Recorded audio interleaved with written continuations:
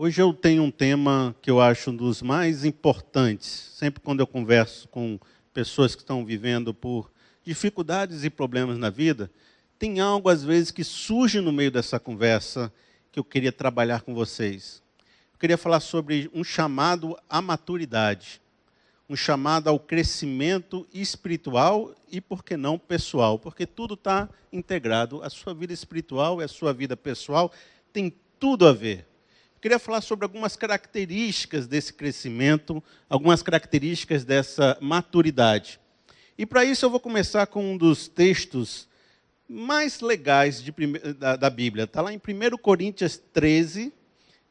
Se você conhece um pouco mais da Bíblia, você sabe que 1 Coríntios 13 fala do amor. Mas não é sobre isso que eu vou pegar desse texto. Tem uma passagem lá embaixo que foi uma ilustração que Paulo citou. E ele falava aquilo para dizer que a partir de agora ele quer, ao longo do tempo, a partir do momento onde ele for transformado por esse amor de Deus, ser plenamente conhecido, ter muita sabedoria. Ele estava usando essa ilustração, mas a ilustração é muito bonita. Por isso que eu quero hoje trabalhar com vocês sobre esse crescimento espiritual a partir desse pontapé inicial que está em 1 Coríntios 13. Quero que você leia comigo, olha só. Eu vou ler a primeira vez e depois eu quero que todos nós, a gente possa fazer uma repetição desse versículo para fixar bem. Diz assim: quando eu era menino, falava como menino, pensava como menino e raciocinava como menino. Quando me tornei homem, deixei para trás as coisas de menino. A gente consegue repetir isso junto? Espera aí, atenção. Quando eu era menino, pensava como menino e raciocinava como menino. Quando me tornei homem, deixei para trás as coisas de menino. Quantas vezes tem a palavra menino aí? 4, né? Se você contou rápido, 5. Deixa eu ver. Menino, menino, menino, menino, 5. Olha só. O problema é com o menino, né? O negócio não está pegando é um menino aqui. Será que está pegando é um menino? O problema são as crianças, o menino? Eu acho que não. Porque senão Jesus não falaria: deixai vir a mim as criancinhas, porque dela é o reino dos céus. Não é isso. A criança tem muita coisa boa. A criança tem uma inocência, uma alegria, uma felicidade que a gente deve preservar. Sabe, quando você vê aquele adulto que não dá um sorriso, é muito horrível. Não tem? Tem tanta mulher que às vezes conversa com a gente e diz assim: rapaz, o meu marido não dá um sorriso para mim. Não dá uma felicidade, não faz mais aquela brincadeira, não faz assim um chamego, não sai para sair com a gente, não tem aquela alegria mais, porque de repente aquele homem pensou que ser adulto é ser sério e formal, e aí não pode mais falar nada, não pode nem mais brincar, tem que ser aquela pessoa séria, sisuda, só se veste, né, formal. Não, mas não é assim. Quantas vezes um filho não quer ver uma alegria da mãe, não quer chegar em casa e a mãe voltar a ser criança brincando com ele lá no chão? Você precisa ainda guardar esse menino dentro de você, essa alegria, essa inocência. Então não pode ser isso. Não pode ser essa coisa de perder essa questão da criança dentro de nós. Eu era muito pequenininho uma época, eu estava dentro de um carro, aí tinha minha mãe com a amiga dela, assim. As duas conversando, aí eu vi uns meninozinhos assim lá fora do carro, estava brincando de Star Wars, sabe? Na época era bem, estava assim famoso, no supermercado vendiam uns brindes do Darth Vader, com aquelas espadas. Olha só, eu botei até uma fotozinha, bota a fotozinha dos meninos com Star Wars. Não era naquela época não, eu botei, foi uma foto que eu peguei na internet. Aí eles estavam brincando e faziam, psiu, psiu, aí ficava lá aquele negócio, fazia, se você olhasse aqueles meninos brincando, vocês pensaria que eles estavam em outra dimensão, né? Porque na cabeça deles tinha assim uma nave espacial voando, tinha um negócio acontecendo, apesar de ser uma rua, os dois descalços com 2 pedaços de pau. Aí a mulher falou assim para mim: Felipe, eu admiro, eu pequenininho também, né? Não é que eu estava grande, não. Eu admiro a infância, eu admiro essa inocência, porque eu não consigo mais imaginar como eles imaginam. Eu não consigo mais viver como eles vivem, eu não consigo mais ter essa experiência que eles têm. Olha só que alegria, com 2 pedaços de pau fazendo aqui uma revolução. E eu falei assim: mas mulher, eu pequeno, mulher, é só tu imaginar. Porque na minha cabeça eu conseguia. É só tu fazer assim, que vai, e tu já está ali com o seu saber de laser, assim, fazendo psiu também. Aí a pessoa falou assim: eu não consigo mais. que foi tão triste. O rosto da pessoa estava triste. Eu pensei, tomei uma atitude na minha vida. Eu nunca vou deixar de ter um pouquinho desse lúdico do meu coração. Apesar de mais velho, eu vou guardar um pouco dessa alegria. Eu não tenho vergonha, não. Se eu quiser gostar de alguma coisa, eu gosto. Se eu quiser jogar de Pokémon Go, eu jogo. Eu não tenho nesse problema, não. Eu vou guardar um pouquinho dessa minha alegria. E se eu quiser sentar com meu filho e jogar um videogame, eu vou jogar. E não tenho medo de nada disso, não. Porque eu quero viver um pouco desse momento com meu filho. Comigo mesmo também, essa alegria com a minha esposa, contar piada, fazer coisas. Por isso, não fique o homem sério e formal. Isso não é questão de maturidade, não. Por outro lado, você pode pensar, mas aí a questão é ser o homem, ser o adulto, ser a pessoa assim com experiência. É verdade. As pessoas, para ter um pouco mais de sabedoria, têm que ter um pouco mais de idade, têm que ter vivido alguma coisa na vida. Mas também não é bem assim. Você se lembra no livro de Jó? Estavam as 3 pessoas conversando com Jó, não estavam? Conversando, dando conselho, falando um bocado de coisa, mas estava uma confusão doida lá, ninguém se entendia. Aí tinha um quarto chamado Eliú. O Eliú olhou todo mundo conversando, era mais velho. Ele achava que o pessoal tinha sabedoria, mas ele falou, rapaz, esse negócio está prestando não. Eu que sou jovem, estou conseguindo ter uma sabedoria maior do que esse pessoal. Olha só o que o Eliú falou. Leia comigo. Diz assim, esse texto é tão legal, diz assim, Eliú tinha ficado esperando para falar com Jó, porque eles eram mais velhos do que ele. Mas quando viu que os 3 não tinham mais nada a dizer, indignou-se. Eu sou jovem, vocês têm idade. Por isso tive receio e não ousei dizer-lhes o que sei. Os que têm idade é que devem falar, pensava eu. Os anos avançados é que devem ensinar sabedoria. Mas é o Espírito dentro do homem que lhe dá entendimento, o sopro do Todo-Poderoso. Não são só os mais velhos os sábios. Não são só os de idade que entendem o que é certo. Então não é porque a pessoa é mais velha que ela é sábia. Não é porque o homem está um adulto que ele se tornou maduro. Não tem aquela frase que diz, fulano é um menino no corpo de um homem. O cara está um adulto, mas ainda é uma criança. Uma vez eu fui para o congresso, também, mais novo, aí eu já estava tocando teclado. Eu fui no congresso de terceira idade. E tinha assim, um pessoal terceira idade mesmo valendo, sabe? Pessoal assim cheio, era umas 400 e 500 pessoas. Eu estava tocando teclado naquele dia. Aí acabou, o evento foi para a hora do lanche. Eu fui juntar com a organizadora do evento, né? Sentei assim. Aí, na hora que abriu o lanche, o pessoal atacou o lanche assim com uma ferocidade. E botava negócio na bolsa, e botava, guardava, e levando para casa. Parece que um formigueiro atacou aquele negócio, não deu 5 segundos, assim, parecia que não tinha mais nada, tudo bagunçado, a mesa, a confusão, os organizadores para cima e para baixo, segurando, né, o pessoal segurando para lá, para cá. E eu olhei assim, rapaz, eu achava que o pessoal, por ser mais velho, era tudo organizado e comportado. Aí a organizadora falou assim, olha, quanto mais velho, mais menino. Volta a ser menino. Porque vai perdendo os freios, e vai falando o que quer, vai fazendo o que quer, e as manias vão ficando mais mania ainda. Né? Porque o cara tinha uma maniazinha, vai ficando mais forte, daqui a pouco está uma mania zona. Né? Aquele negócio você não segura mais o cara, não. A confusão é grande. Então não é porque tem mais idade que tem mais sabedoria. E onde é que está o mistério aqui? O mistério eu acho que está aqui, ó, nesse partezinho que diz assim, a importância do deixar. O imaturo é aquele que não mudou de época. Havia uma circunstância quando se era menino, e atitudes coerentes com a vida de menino. Logo veio uma outra circunstância, que era a vida do adulto, do homem. E eu precisei deixar as coisas do menino para me adaptar a uma nova circunstância. O imaturo é aquele que continua sendo o anterior no novo. Porque a vida vai ter adaptações. Você, quando namorava com a sua esposa, a crise era qual? Saber se ela te ama. Ficava no telefone até 3 horas da manhã para dizer, desliga você, não desliga você. Porque ali era uma questão assim de saber se a outra te amava mesmo de verdade. Mas tu me ama mesmo? Na minha época de mais novo, tinha até papel de carta, que escrevia uma carta no papel de carta. Né? A mulher tinha coleção de papel de carta. Aí, então, se você me ama, aí fica aquela crise, mas ele não me ama mais, é aquela dificuldade. Aí um dia você acredita de verdade que ama porque vai se casar. Aí você se casa, vai ter problema de morar junto, de finança, de relacionamento, de parente se dando com parente, de casa, de coisa. Aí aquele problema de namoro parece tão pequenininho, porque você agora tem outra realidade. Então, deixando as coisas de namoro, vou agora viver a maturidade do casamento. Mas aqui acolá você tem filho, e aquela organização que você aprendeu a viver no casamento era uma, mas com o filho mudou tudo.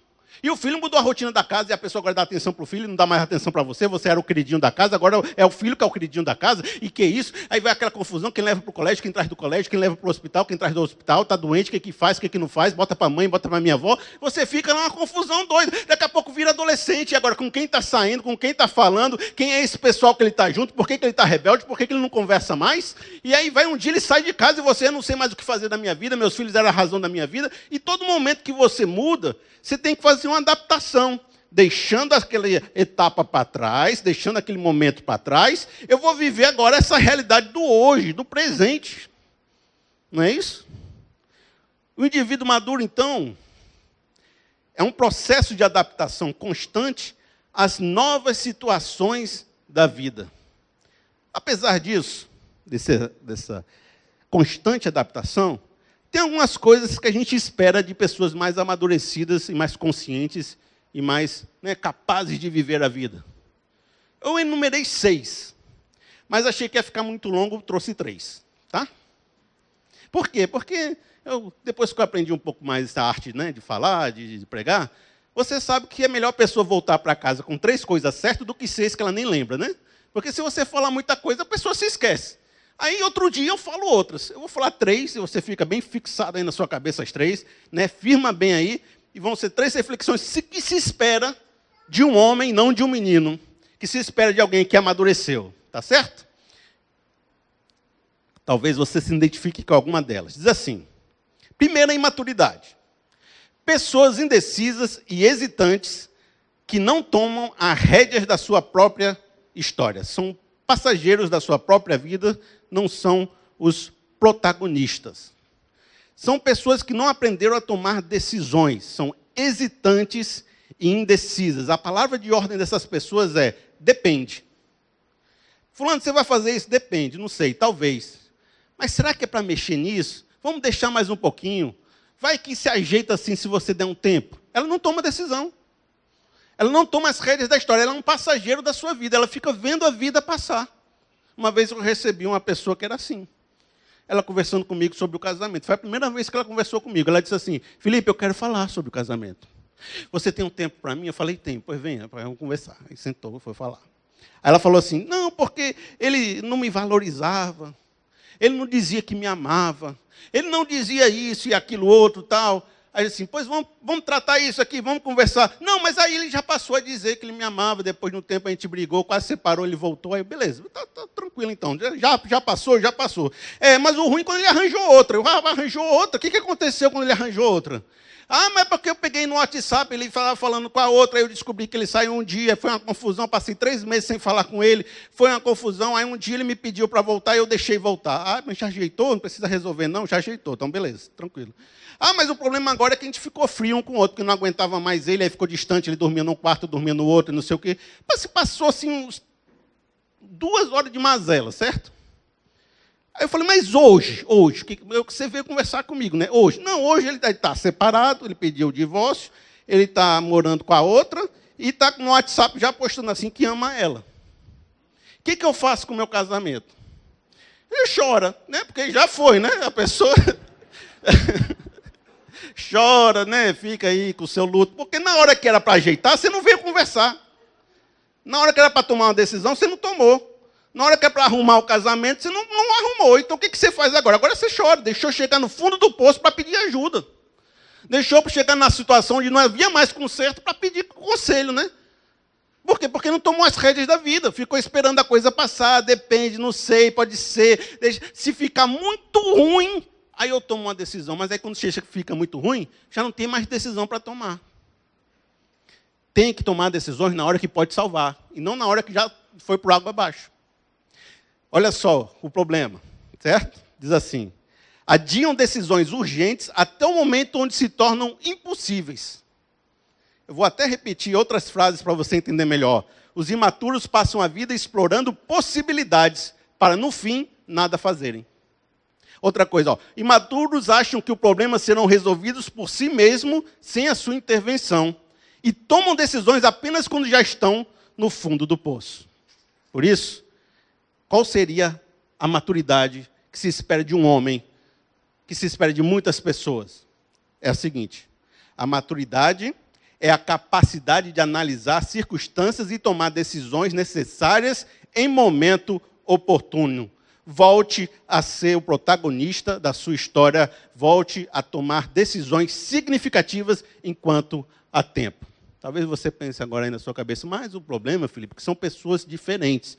Tem pessoas que são mais ousadas, tem pessoas que são mais ativas, tem aquele pessoal assim, que teve uma criação mais difícil, aquele cara que sentava mais isolado na sala de aula, quem foi super enturmado também no colégio? Né? Só meia dúzia, o resto também estava ali tentando ser alguém.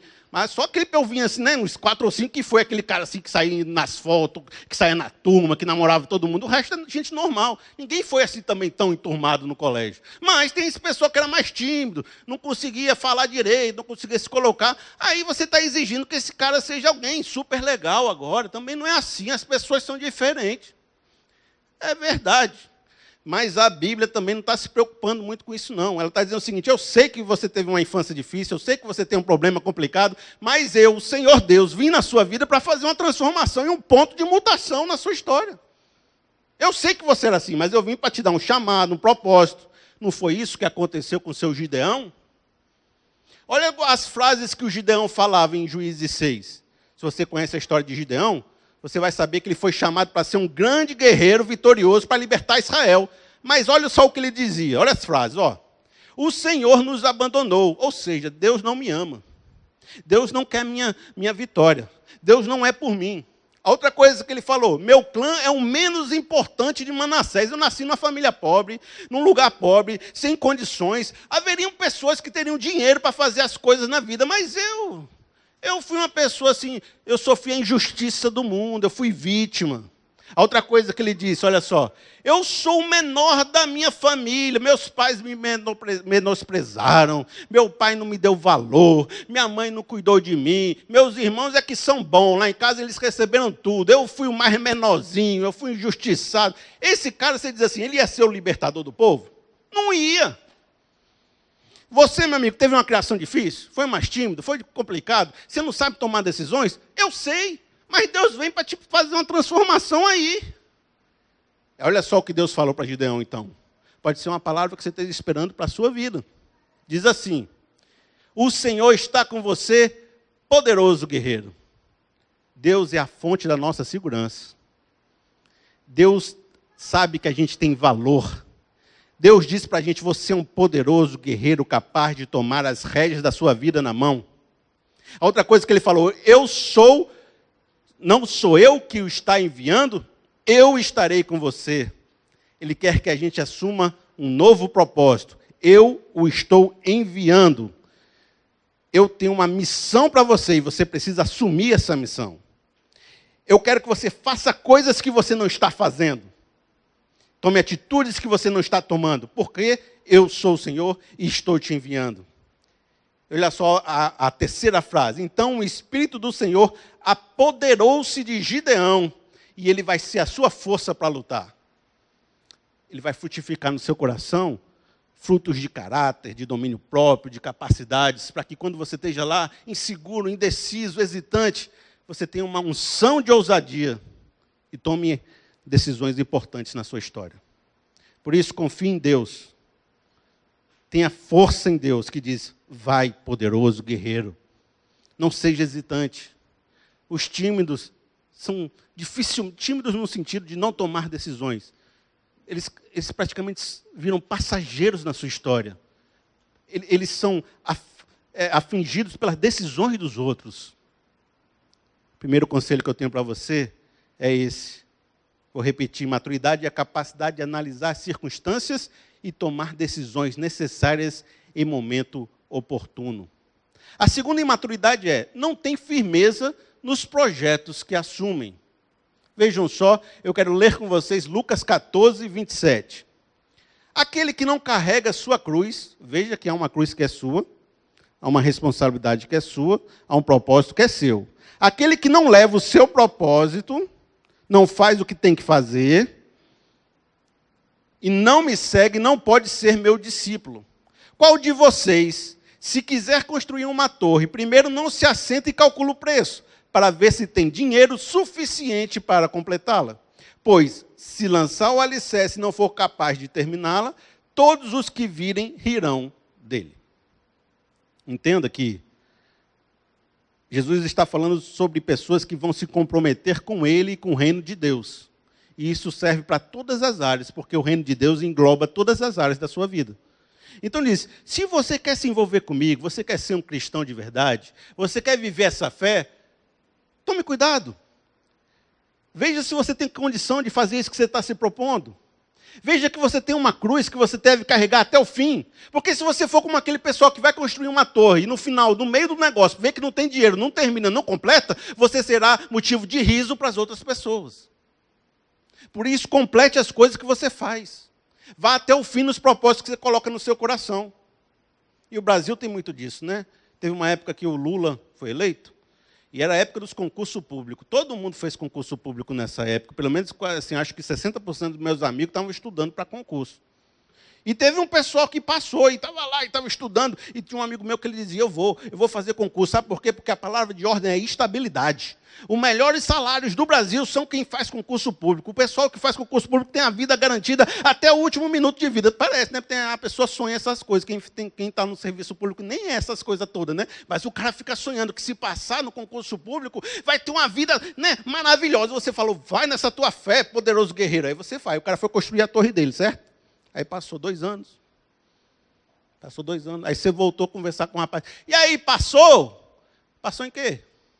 No concurso público, que é aquela torre que você estava construindo. Concurso público?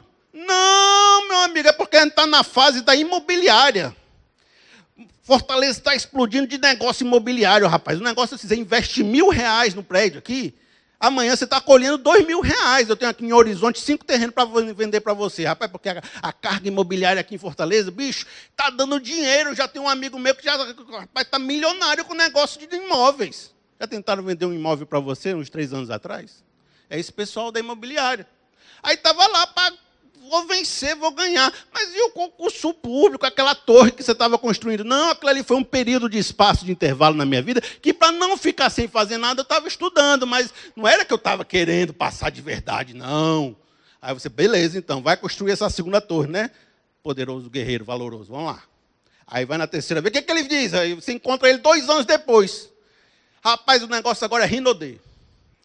Rinodê, o Mary Kay, o Jequiti, o negócio aqui. Eu vi uns amigos meus que estão enriquecendo com esse negócio. Rapaz, é marketing de rede, já estou ganhando R$700. Estou rico. Tá, não é porque daqui 2 anos eu vou estar comprando meu áudio aí, vou estar comprando negócio, vai estar assim, rapaz, estou conquistando Fortaleza já. Aí você já acredita no cidadão desse? Tem gente que está ganhando dinheiro com concurso público, não tem? Construiu a torrezinha. Tem gente que está até hoje, está em imobiliário, tem vocação para vender imóvel, não tem? Está até hoje com a torrezinha construída. E tem gente que está ganhando dinheiro nesses Rinodê, não estava aí, né? Tem gente que está ganhando. Mas esse cidadão é que não consegue completar nada que ele faz. O problema não é as torres que estão sendo construídas, é que ele não consegue completar torre nenhuma. Tudo que ele vai levar para frente, ele não termina. Esse é um dos grandes problemas de pessoas imaturas. Os fulanos que não terminam aquilo que colocam para frente. E nessas horas, vocês se tornam motivos de riso. E as pessoas não apostam mais R$1 na sua vida. Isso pode ser para qualquer coisa. O cara que arranja mulher diferente todo dia. No começo, ele era um homem valoroso, um homem assim que você diz, esse homem assim é para casar. Depois da 20ª mulher, o que você diz? Não, minha filha, não fique perto daquele homem, não. Pelo amor de Deus, fuja desse rapaz. Ele não tem firmeza em mulher nenhuma. Não vai casar com o seu ninguém, não. Vai dar 40 anos aí, vai estar ali na boemia ainda. Não é? Vale para tudo. O cara que não tem firmeza nas decisões que faz. Qual é a maturidade nessa situação? Maturidade é a firmeza para levar um projeto adiante, apesar das dificuldades e provações naturais da vida. É alguém que começa, desenvolve e entrega. O cara que é imaturo, ele começa, não desenvolve direito e abandona. O maduro, ele fecha o ciclo. E vejam só, que frase impressionante. Aquele que não carrega a sua cruz. Sabe uma coisa que eu aprendo? Que quando você não carrega a sua cruz não fica no chão, alguém carrega por você. E é por isso que às vezes o cara está com 40 anos sem ganhar dinheiro e o pai está sustentando. Por quê? Porque não aprendeu a ser independente. Aí fica o pai sustentando o rapaz, porque o pai está carregando a cruz do rapaz. Aí o cara tem um filho, abandona o filho com a mulher e abandona a mulher. Aí a mulher tem que cuidar, ser mãe e ser pai do filho que o cara abandonou. Ela está carregando a cruz do outro. Ou você tem um marido e a esposa em casa, você faz o serviço todinho lá e o outro fica só assistindo televisão. Eu estou carregando a cruz desse cidadão. Por isso que cada um tem a sua cruz e deve carregar a sua cruz. Senão alguém vai carregar por você e você está dando trabalho para os outros. Palavra dura, né? Mas é assim, não é que você não possa um dia precisar do seu pai, não. Acontece, a vida é dinâmica. É coisa que se você passar a sua vida sem ser independente. É sua vida sendo a sua mulher que escolhe sua roupa para sair. Né? Que a mãe arranjava a roupa para o cara para sair, né? Aí deixava lá bonitinho em cima da cama. Agora você é um adulto e é a sua mulher que escolhe a sua roupa também, porque você não aprendeu a ser independente. Você não aprendeu a fazer suas coisas sozinho. Completar os ciclos. Terceira imaturidade. Pessoas que são decididas, elas tomam decisões. Primeiro item, né? Pessoas que têm firmeza, são perseverantes. Ponto 2. Mas são intragáveis no trato com as pessoas. Você já viu pessoas assim? Muito competentes, mas intragáveis. Muito competentes. Mas você topava ganhar menos para não trabalhar com ela? Eu, no meu trabalho lá, que eu tinha antigamente na publicidade, tinha uma empresa lá, que eu tinha relacionamento, que tinha uma das melhores equipes de Fortaleza. Tu sabe que quem trabalha aqui com empresa, tudo, o negócio é equipe, né? Você é uma equipe de vencedora, você faz o que você... Rapaz, qualquer trabalho você mata. Mata no peito, joga para o gol, uma equipe vencedora. Aí, esse rapaz tinha essa equipe, todo mundo competente, ganhando bem, cliente bom, negócio tudo para dar certo. Mas ele achava que tinha que governar e liderar no grito e no medo. E não passava muito tempo sem que ele fizesse um escândalo dentro da empresa, diminuísse quem estava do lado dele, criticasse, botasse o cara no chão. Você via quando você entrava naquela empresa, você já sentia um clima de medo, dava para pegar no ar assim, um clima do medo. Você sentia assim, aí a pessoa assim, errava uma coisinha, já ficava assim, quase a lagriminha saindo assim no olho, porque já sabia que ia ter uma confusão no meio do local, porque o cara era bruto. Ele achava que quanto mais gritasse, mais sucesso teria. E assim, muitas vezes, tem gente que é assim. Acha que se gritar mais, se exigir mais, se apontar mais, tudo fica organizado.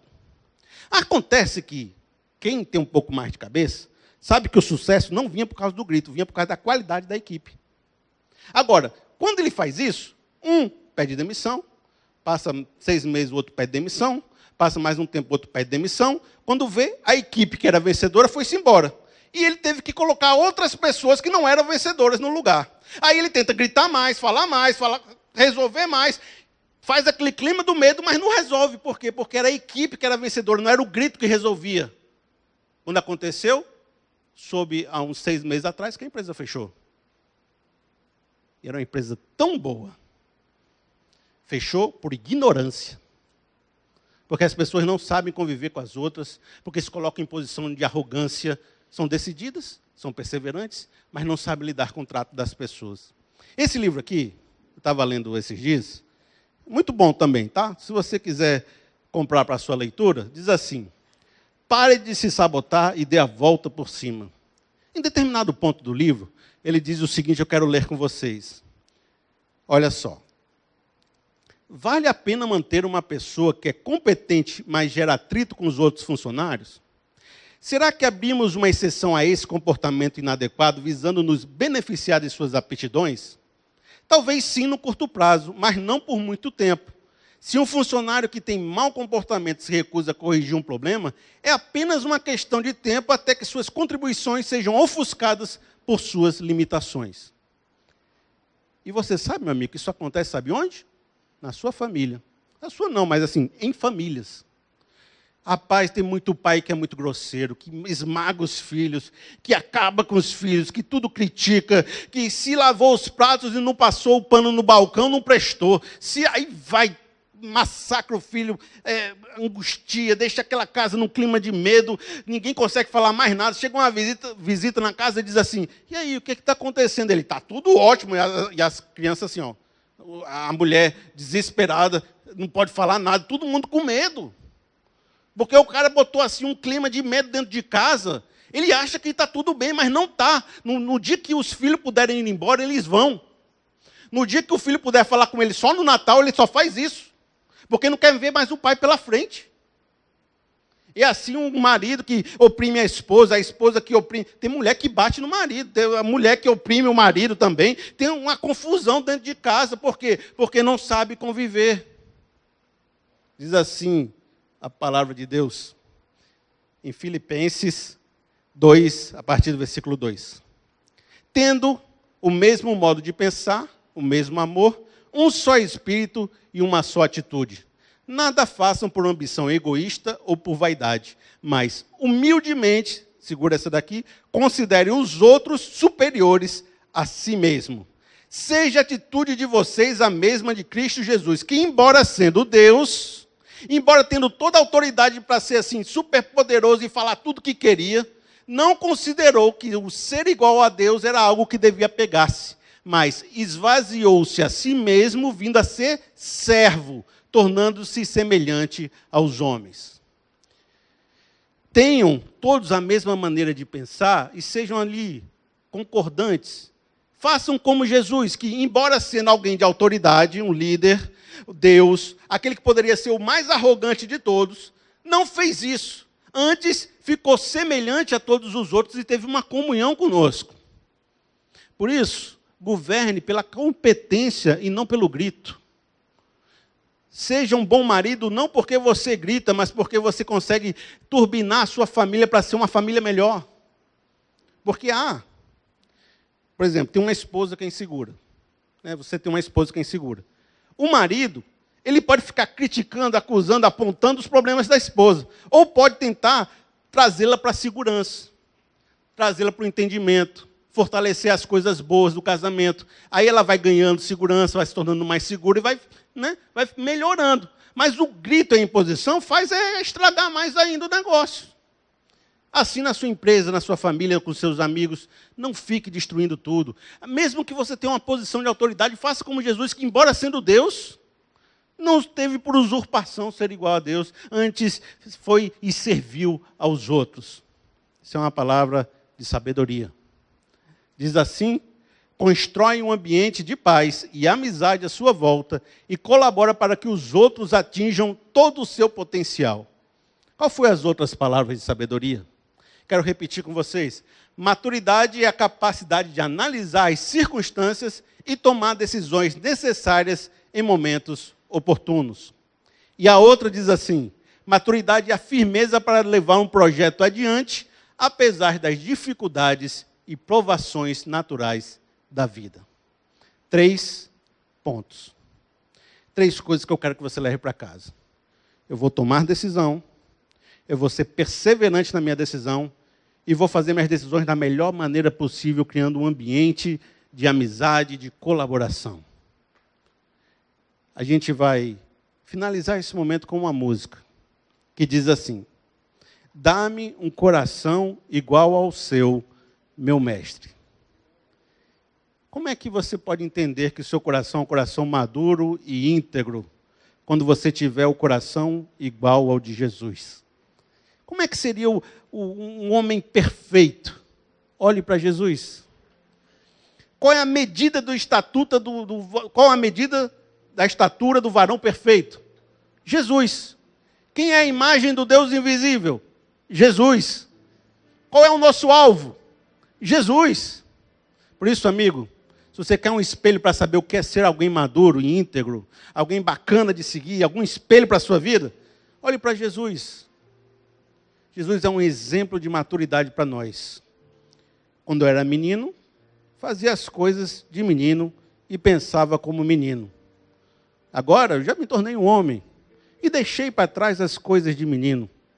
Por isso, talvez seja hoje o momento para você deixar coisas para trás na sua vida, atitudes erradas que você tinha antigamente, inibições, timidez, agressividade, e se tornar um homem à medida da estatura do varão perfeito, parecido com Jesus Cristo. Quem pode dar um amém legal?